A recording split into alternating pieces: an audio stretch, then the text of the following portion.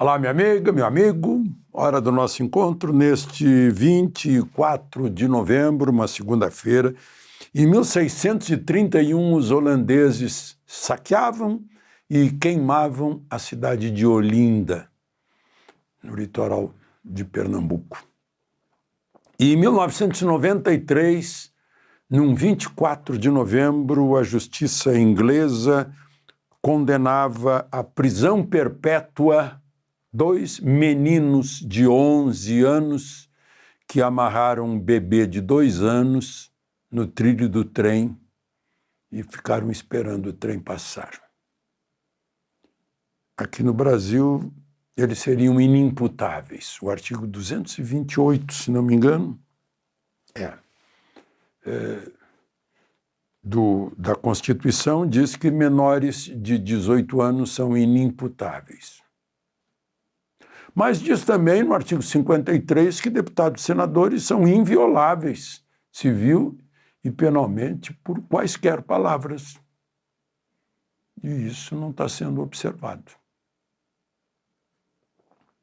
Bom, eu queria falar para vocês, de novo, sobre a Gazeta do Povo, que é um dos raros jornais desse país que não tem militância, tem fidelidade ao fato. É que outros são obrigados a ter militância porque dependem de verba pública. E aí tem que servir a quem paga.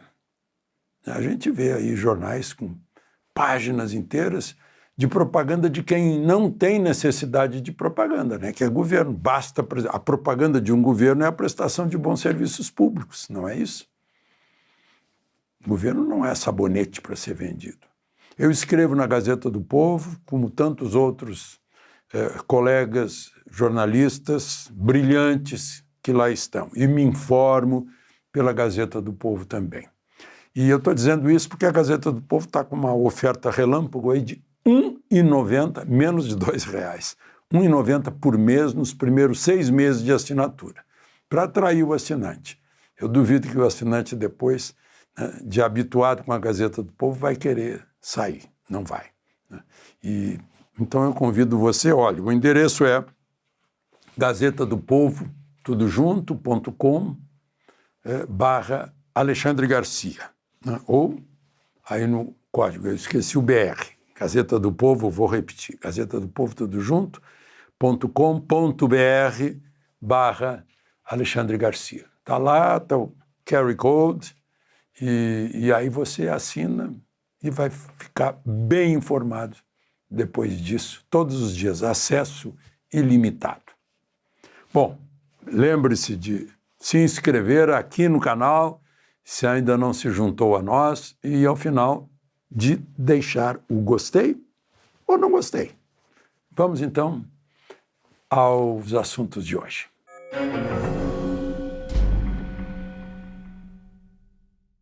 Bem, absolutamente previsível, como me disse um advogado, né? A primeira turma do Supremo confirmou o voto do relator Moraes de manter a prisão preventiva na Superintendência da Polícia Federal de Jair Messias Bolsonaro. Concordaram com ele Zanin, Dino e Carmen Lúcia, né? Então, continua lá, eu vi aquele... É uma sala de Estado, mas é uma coisa mínima em que a pessoa não tem muitas condições de se movimentar, né? Mas tem ar-condicionado, tem um frigobar, tem uma tela de TV e tem uma cama de solteiro. Ele lá recebeu a visita de Dona Michele e dos filhos, autorizadas pelo ministro Moraes. Agora eu vejo aqui, um amigo me mandou, de um médico de Goiânia, Marcelo Cacheta, está assinado por ele, fez um belo estudo e baseado também em 30 estudos a respeito do assunto, do caso Bolsonaro. Corpo ferido, né, pelo trauma abdominal, esfaqueamento, sequelas internas invisíveis, aderências intestinais, faixas de tecido fibroso que se formam após cirurgias ou traumas, colando parte do intestino entre si ou na parede abdominal. Retardam o trânsito intestinal, provocam dor e distensão pioram a digestão, reduzem o esvaziamento gástrico. Aí, estômago parético, o estômago perde a força muscular, não consegue empurrar o alimento. Sensação de estômago cheio, náuseas, refluxo ácido persistente, perda de apetite, fraqueza e má digestão, né? Ácido subindo em direção ao esôfago. E refluxo que desce aos pulmões, que é uma bomba relógio respiratória. Pode inflamar o esôfago e, pior, alcançar a via respiratória durante o sono com broncoaspiração. Aí, pneumonia broncoaspirativa, né? Dá febre, tosse, falta de ar, dor torácica, inflamação pulmonar persistente, com ácido gástrico, secreções que entram nos pulmões. Então vem bronquite química, cicatriz no tecido pulmonar, perda progressiva da capacidade respiratória. Apneia, sufocamento e colapso metabólico no sono. Aí dorme mal, por causa do refluxo da broncoaspiração. A apneia do sono, a apneia obstrutiva, interrupção da respiração durante a noite. Vocês estão vendo aí a quantidade? Sobrecarrega, reduz a oxigenação do sangue, sobrecarrega o coração e o cérebro. Aumenta a pressão arterial, piora a síndrome metabólica, maior risco de infarto e AVC, queda da oxigenação cerebral, prejuízo de memória e da estabilidade emocional. Esse médico é também especializado em psiquiatria, né? E aí vem uma série de... Quando o Estado restringe a liberdade, o deslocamento, a rotina de exercícios, o autocuidado e o movimento diário, que é indispensável ao controle metabólico, o corpo do indivíduo começa a colapsar. Consequência da imobilidade, aceleração da aterosclerose, entupimento das artérias, piora radical da síndrome metabólica, aumento de peso, aumento da pressão arterial, piora do refluxo, aumento da apneia, agravamento do risco de AVC e infarto. Então, risco real de AVC, diz aqui, né? E aí vai tratando dessas questões, desequilíbrio psiquiátrico, golpe final, desequilíbrio psiquiátrico. As medicações do desequilíbrio psiquiátrico pioram a apneia, reduzem ainda mais o nível de alerta, provocam redução do CO2, o dióxido de carbono, aumenta a instabilidade emocional e causa episódios de confusão. Então, é muito grande aqui. Conclusão, né? Mostra que, em vez de curar, né, uma imobilização é um aumento silencioso da destruição. Eu fico pensando se não foi esse o caso do Clesão, né? Em que a justiça não ouviu o apelo da defesa, nem do Ministério Público, e o Clesão morreu. Bom, Onyx Lorenzoni gravou, ele foi ministro, foi por 30 anos deputado, foi ministro 3 vezes ou 4 de Bolsonaro, e está conclamando aí as bancadas que são majoritárias, a evangélica e a do agro, a encaminhar com rapidez um projeto de anistia que só isso resolve, né? Não é apenas Bolsonaro, é um monte de gente que estava numa manifestação. A gente vê pela entrevista que Ramagem deu lá na Flórida. Aliás, não sei se vocês viram quanta emoção, chegando a mulher dele, Dona Rebeca, e a filha, né, que vieram depois. Claro, ele quando saiu do Brasil não quis arriscar a família, né, o encontro no aeroporto. Uma grande emoção. E a gente vê pelo carrinho de bagagem que veio a bagagem para ficar, até que se resolva a situação no Brasil. Mas Ramagem disse que era tudo muito estranho na investigação do Adélio Bispo, né? E agora a gente está vendo aí as consequências da facada de Adélio Bispo. A facada continua até hoje sendo enfiada no abdômen de Bolsonaro. Era para matar.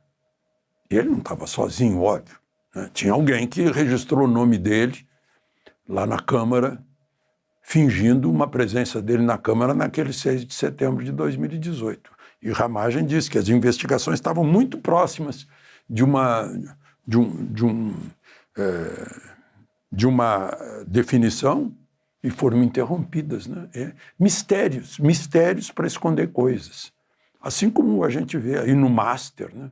Agora o Daniel Vorcaro foi transferido para um centro de detenção provisória em Guarulhos, e mais 2 diretores do Master.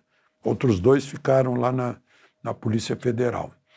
Mas parece que estão querendo esconder alguma coisa. A Polícia Federal disse que foi um descaso muito grande do Banco Estatal de Brasília, né, o BRB.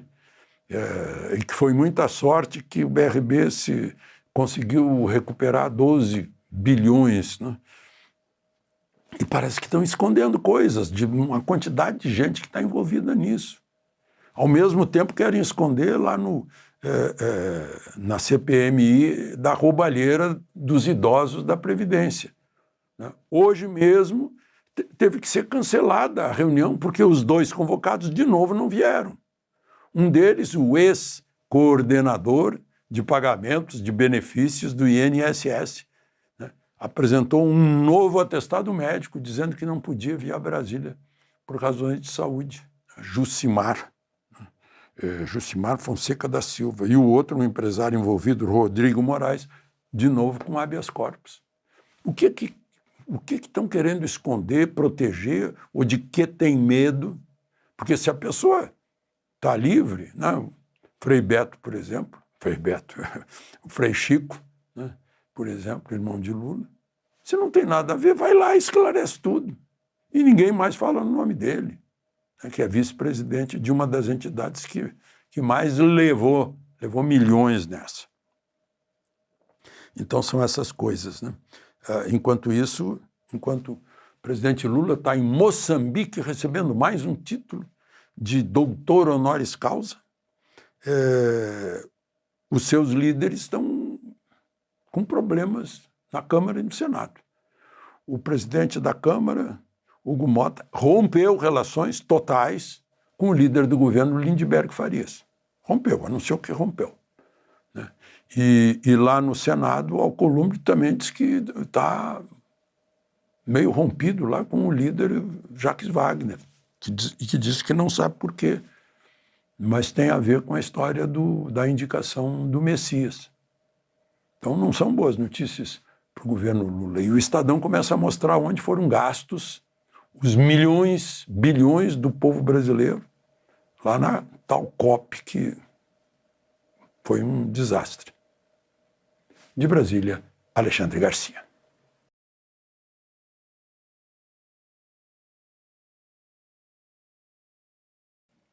Olá, minha amiga, meu amigo. Hora do nosso encontro nesta quinta-feira, 16 de outubro.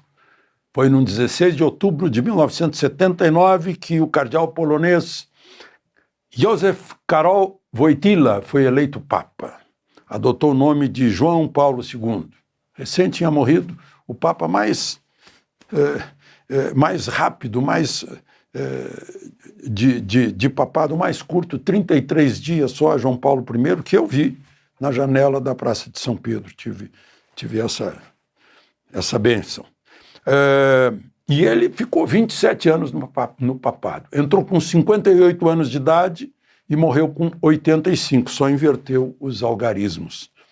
Ele fez de tudo, né? Foi goleiro de futebol, ele foi soldado na Primeira Guerra, na Segunda Guerra foi atropelado por uma viatura da Wehrmacht, foi socorrido pelo oficial alemão, foi arcebispo de Cracóvia e combateu o comunismo na Polônia e no mundo, foi o fator mais importante de desintegração da União Soviética e promoveu o ecumenismo, primeiro dentro do próprio cristianismo, né, entre os católicos ortodoxos, a Igreja Oriental, a Anglicana, os luteranos, mas até com o Dalai Lama foi visitá-lo 8 vezes.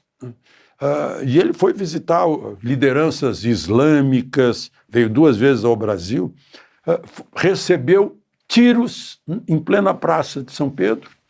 Tem muita gente que desconfia que foi a mando da União Soviética, que o Ali Agca, que já tinha ficha policial na Turquia, já tinha um homicídio, já tinha um assalto a banco, e perfurou intestino, cólon, né? Foi terrível, mas ele se recuperou.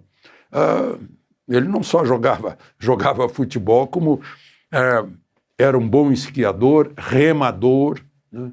Tinha uma compleição física muito boa, se recuperou.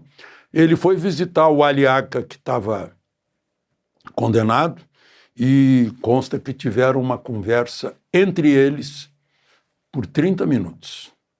Muita gente supõe que Agca contou quem foram os mandantes, né?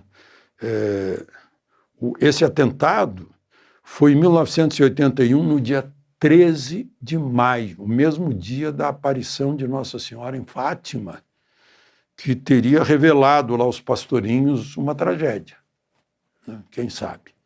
Enfim. Bom, vejam só, agora voltando para o Brasil, né? Hoje estão discutindo lá no Supremo a turma que eles chamam da desinformação para o golpe. De repente, desinformação virou crime, né? É o que estão decidindo lá.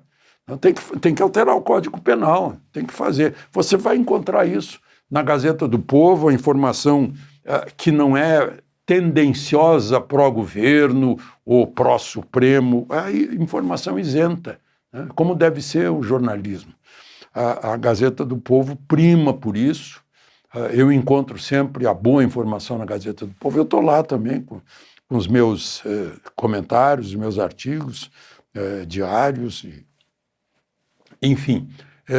E ela está fazendo agora, aproveito, está fazendo uma oferta de R$ 1,90 por mês pelos próximos 6 meses, podendo cancelar quando quiser, se quiser, né? Gazeta do Povo já tem uma longa tradição centenária e isso significa credibilidade e confiança. R$ 1,90 por mês, olha aí, se você estiver interessado, está lá no gazetadopovo.com.br/Alexandre Garcia, ou você põe aí no QR Code, né? Ou seja, menos de R$ 2,00 por mês pelos próximos 6 meses, dá acesso a todo o excelente conteúdo da Gazeta do Povo, que não depende de verba do governo, mas depende dos assinantes, né? Isso é fundamental para a independência de um órgão de informação no momento em que a gente corre o risco de mais um tipo de censura, inventando jurisprudência sobre desinformação, né? A opinião contrária é chamada de desinformação em geral. Mas vamos aos assuntos de hoje. Lembre-se de se inscrever aqui no canal, se ainda não fez isso, e ao final de deixar o gostei ou não gostei.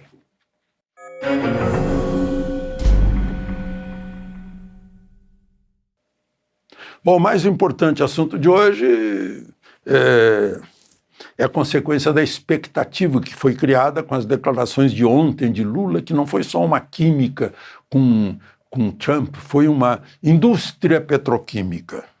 Ele quis fazer graça, ficou meio estranho, né? Mas foi uma reunião normal, eu nem diria cordial. A informação que a gente tem, que eu tenho até esse momento, é apenas do lado brasileiro. Foi o que disse o ministro de Relações Exteriores, Mauro Vieira, depois da reunião de mais de 1 hora, que eu achei muito curta, na Casa Branca. Teve uma reunião inicial, segundo ele, só a 2, Marco Rubio com Mauro Vieira. E certamente, nessa reunião a 2, para evitar vazamentos, foi tratado o assunto que foi revelado pelo secretário de Comércio, Jameson Greer. Ele explicou, olha, 50% de tarifa é o seguinte, 10% é comercial, 40% é sanção ao Brasil, é um alerta ao Brasil, porque o Estado de Direito está definhando, está havendo censura, né, enfim, está se desobedecendo à Constituição, né, com arbítrio. Então, deve ser essa conversa. Eu imagino o que disse Mauro Vieira para dizer assim, olha, os poderes são independentes, isso é o Supremo que está fazendo. Né? A gente não tem nada a ver com isso. Só que o presidente da República jurou defender a Constituição. Está lá no juramento dele perante o Congresso. Né? Não sei se Marco Rubio sabe do teor do julgamento do presidente da República. Se sabe, ele deve ter cobrado isso. Não, mas ele tem que defender e não defendeu. Ele está sendo solidário com o que está acontecendo lá no Supremo. Né? Aí, depois houve outra reunião aí com todo mundo. A embaixadora, embaixadores, o homem do comércio. Né? E aí deve ter sido a parte mais amena, digamos, que não se decidiu nada. Nem 0,5% dos 50% foi retirado, né? Porque tinha um clima, uma química.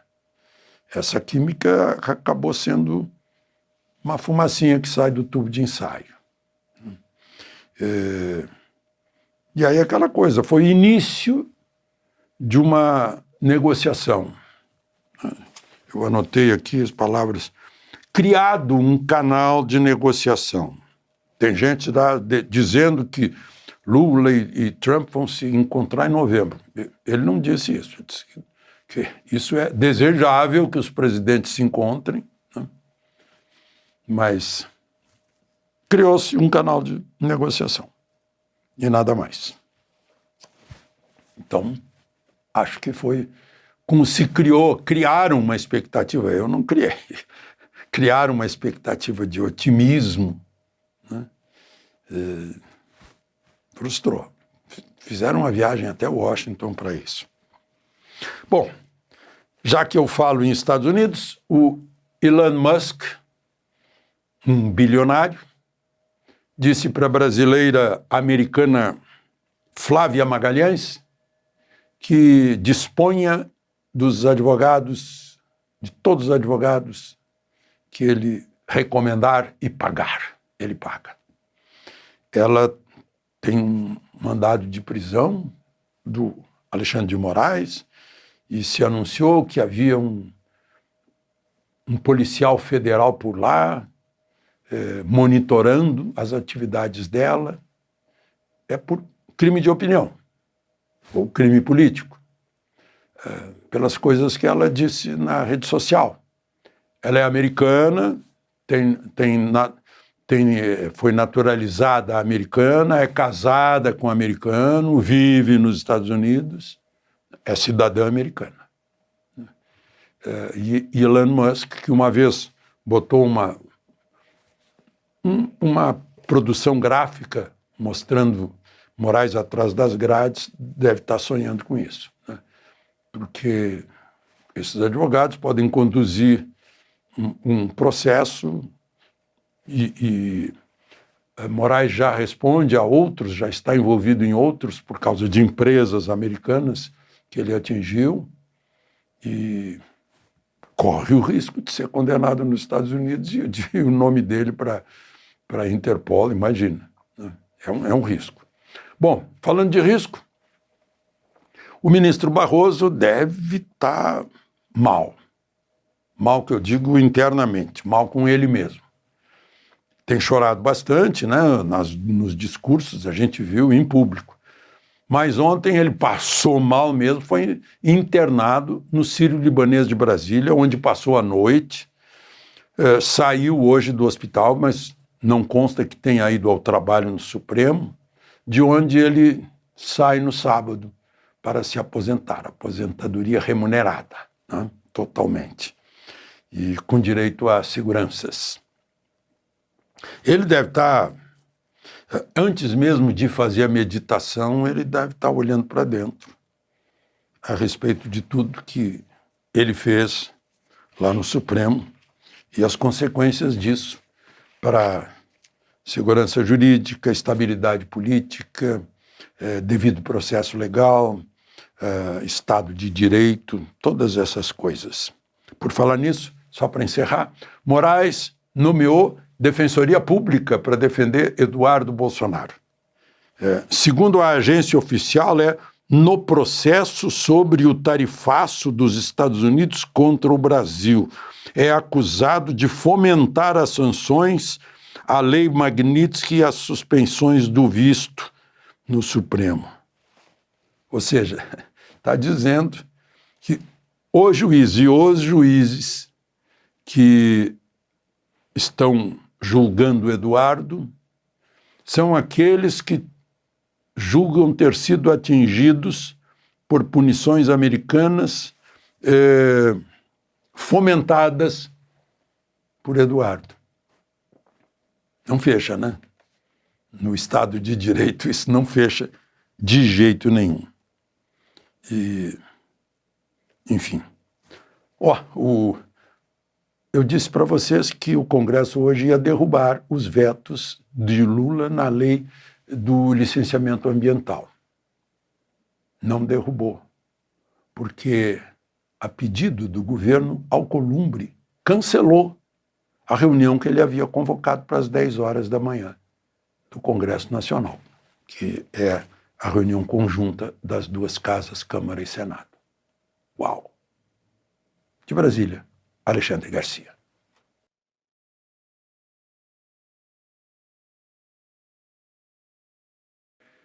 Boa tarde. Você vai assistir agora a gravação do comentário de rádio, feita ontem à noite, divulgado na manhã desta segunda-feira, 6 de outubro, por mais de 200 emissoras de rádio. Lembre-se de se inscrever se ainda não fez isso, e ao final de deixar o gostei ou não gostei. Vamos então ao comentário.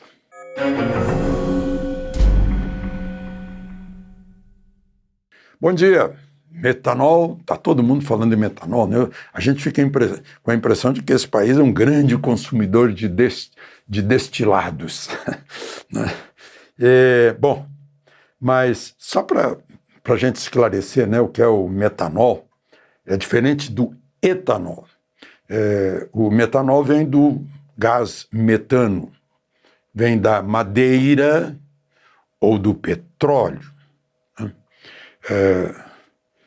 E ele é produzido por uma única empresa, uma única indústria química brasileira, a GPC Química. Como ele é muito usado na indústria, vocês lembram do sinteco que se aplicava no chão? Ou da fórmica, que era usada para fazer móveis? É um dos usos, mas a indústria química, a indústria farmacêutica, biodiesel. Né? Então tem uma demanda muito grande e precisa ser importado o metanol. Tem o fato de que lá em São Paulo fecharam 60 postos por envolvimento com o PCC e adulteração de combustível. Então tem gente que acha que autorizaram o PCC a importar metanol para misturar lá. Ou seja, faltou fiscalização, certamente com empresas empresas laranja, né? E aí ficou estocado o metanol, o posto fechou 60 postos, ficou encalhado. Aí começaram a vender para quem vender barato, como se fosse etanol, álcool normal para adicionar a adulteração de bebidas. Só que se torna veneno. O corpo humano transforma num veneno que é nocivo ao corpo humano.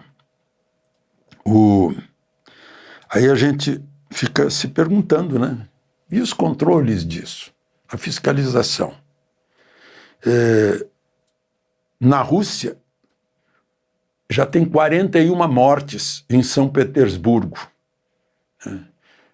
a antiga Leningrad, lá no Mar Báltico. 41 mortos já. Mas a Rússia tem uma tradição de falsificação de de bebidas. Eu lembro quando eu trabalhava na Argentina, em tempo em que a Argentina vendia para a União Soviética vinho a granel, vinho de mesa, a granel. E aí o que se contava na Argentina é que na União Soviética eles fabricavam rótulos franceses e vendiam o vinho como se fosse da Borgonha ou de Bordeaux, né? Agora aqui a fiscalização é fiscalização de tudo que paga imposto alto, né? Cigarro, bebida alcoólica. E aí? Aí vamos fiscalizar agora? Aqui em Brasília, o rapper, que parece que agora saiu da UTI, comprou vodka numa distribuidora de bebida que não tinha licença para funcionar. Aí o governador agora vai dizer que não, vamos fiscalizar. Tinha que fiscalizar sempre. Olha o ridículo no Congresso Nacional, na Câmara dos Deputados. Urgência para um projeto. Sabe quando é o projeto? 2007. O autor do projeto nem é deputado mais. 2007 ficou parado. Por que ficou parado? Porque não queriam mais fiscalização, mais punição, né? Bom, só queria considerar isso. Mas tem mais uma lá agora tá no Senado, a Câmara aprovou que quem ganha mais de 50 mil por mês é super rico. Aí eu fico pensando no Ariano Suassuna e o Chimbinha, que era genial. O que eu vou dizer de Beethoven? Se quem ganha 50 mil é super rico, o que eu vou dizer do Jeff Bezos, do Elon Musk principalmente? Meu Deus, perderam a noção. Quem ganha 50 mil, eu diria, classe média alta. Não? Para ser rico, tem que ganhar por mês 10 vezes isso. 500 mil, talvez. Para ser super rico, tem que ganhar 10 vezes 500 mil, tem que ganhar 5 milhões por mês. No mínimo, né? Imagina um super rico que ganha 5 milhões por mês, que vexame passa ao lado de um americano dono de uma empresa do Vale do Silício. Né? Perderam a noção. E aí essa pessoa já vai pagar mais 10%, já paga 27,5%, vai pagar mais 10%. Nós vamos ter a carga fiscal mais alta do mundo. E a outra ridículo é dizer assim, que cobravam um imposto de renda de quem ganhava menos de 5 mil. Ficaram loucos. Mas por quê? Porque tem que sustentar. Sim, vocês devem estar pensando, não, é para fazer a transferência de renda social. Não, é para sustentar um Estado gordo, grandalhão, paquidérmico, que não tem agilidade exatamente por isso. É essa a questão. De Brasília, Alexandre Garcia.